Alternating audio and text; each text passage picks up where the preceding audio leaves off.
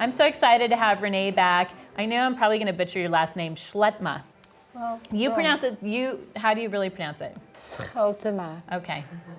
Scheltema. But you can say Scheltema. Scheltema. The film is called Normal is Over, and Renee worked on this film for years and years. It was like your lifeblood, really investing in this. Why was it so important for you to create this film and give everyone just an idea of what it's about too, Renee?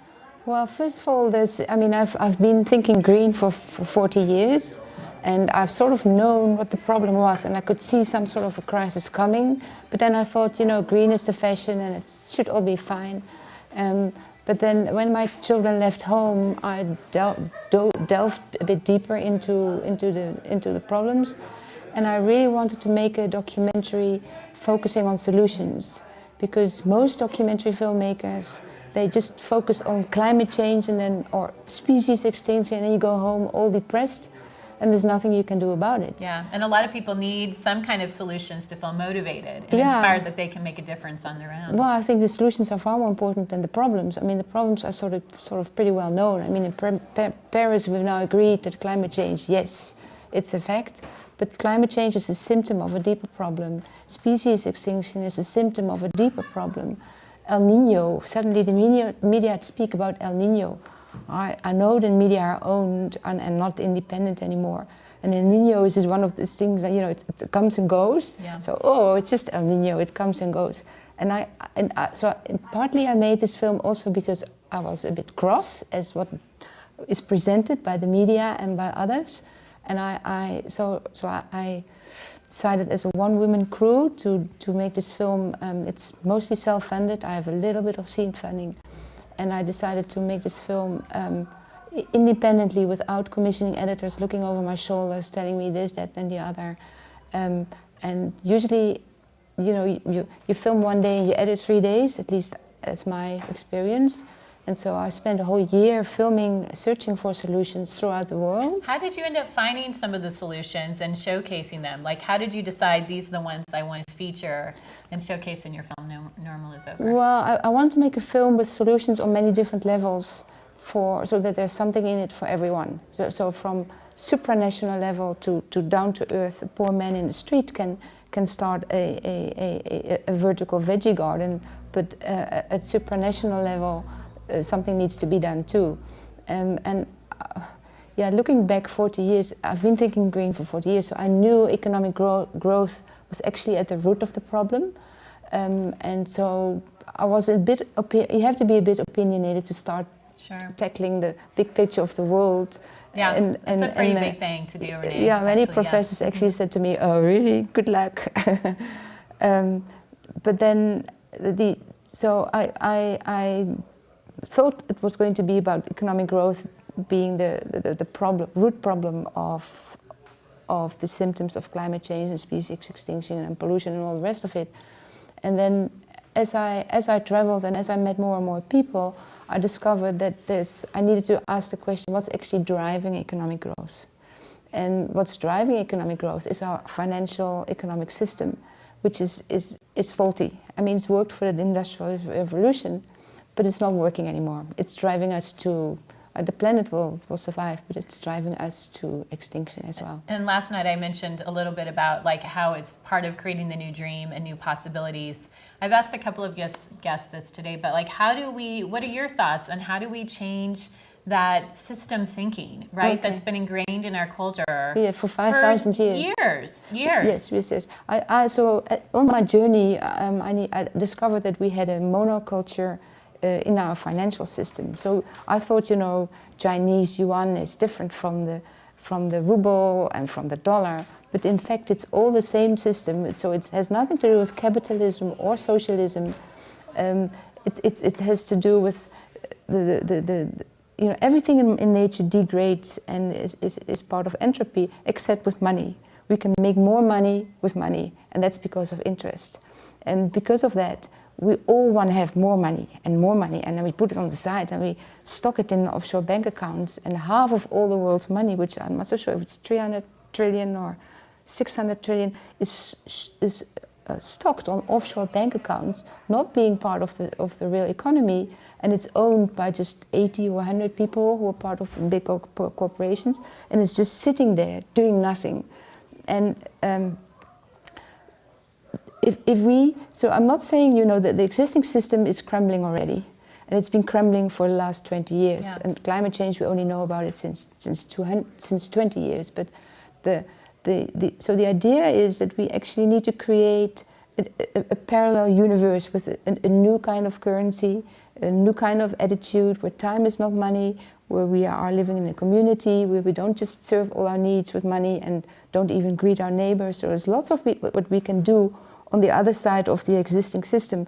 The problem is that a lot of people are doing stuff, but they're not connected. Yeah, so bringing that connection So what together. I'm hoping is, like with this film, people start connecting and then start to build up another system which is really dedicated to saving our planet. Because What are one of the solutions that you discovered in creating this film, and some of the things that you just brought up? Okay, so from the very, very simple solution we can do, yes, species are getting extinct, so you can start saving species in your own local community. I'm sure there's birds or frogs or whatever that's dying out, and you can start a solar group in your street rather than each and every one have a solar panel on the roof. We can do this in community. We can our food system is messed up. Just a few big companies control our total food system. And then there's a certification process which makes organic food more expensive. That all needs to change, because organic is actually cheaper than industrial agriculture, which we subsidize. So the whole system needs to. There's so much involved. You kind of start where you are. How is creating this film Normal Is Over? How has it changed the way that you move in the world? Not much. Not much, because you were already pretty aware of all of this. Yes, yeah. I wouldn't have started this whole big, huge project if I didn't sort of grasp the magnitude of the problem. Sure. Yeah. And what's the wildest thing that happened to you as part of creating this film or making it, especially knowing how long, you came from Cape Town, I should mention, coming out here to be here. So thank you for just making the journey to share your story and passion in the first place. But what was one of the wildest things? Well, there's several wild things happened. First of all, I shot 180 hours in that 1 year. So to boil 180 hours down to 2 hours has been a big challenge. There's now also a 90-minute version, by the way. Then the other challenge was to simplify the financial economic language, which is made complicated, so almost on purpose, so that if you talk about the ECB is starting to do some quantitative easing, I go next channel. But if you can simplify this complicated, old-fashioned economic language into language that everybody can understand, that was another big challenge. And then, there was little challenges like, carrying 40 kilos around the world and pretending it was just 23 kilos. I managed to get 3 sentences out of Al Gore, even though I signed. That's right. That's a good story. I signed a release form that all the press was not allowed to film, only the first 5 minutes, and then we had to all go because he's protecting his speech, which I think is a bit odd, because if you're really dedicated to changing the world, your speech should be public, but he needs to make money, I suppose, while traveling. And I had traveled all the way to the north of Holland to film him, and so I sneaked backstage and I managed to get a few words out of him. He didn't need to say anything, but he did. He said exactly what he needed to say. Sometimes you just show up like you're supposed to be there. Yeah, right? It was lucky. Yeah. What do you want to tell everyone? It's such an integrated film. Normal Is Over. What do you want to tell everyone? Just the overall message. Even if you could do that in like 10 seconds or less, what would you want to say to everyone, knowing you have the platform right now? Watch the film. Watch the film. That's good. Okay. www.normalisoverthemovie.com. You can watch it online. I don't do politics. I don't do festival politics. I think everyone should watch it and think about it, and maybe screen it in groups or large groups, because it's a sad story. My youngest daughter helped me make this film in the last 3 years of her life. She dedicated her life to helping me. She made all the animations, she transcribed the interviews, and she said, "Mom, we have to make this film into a movement."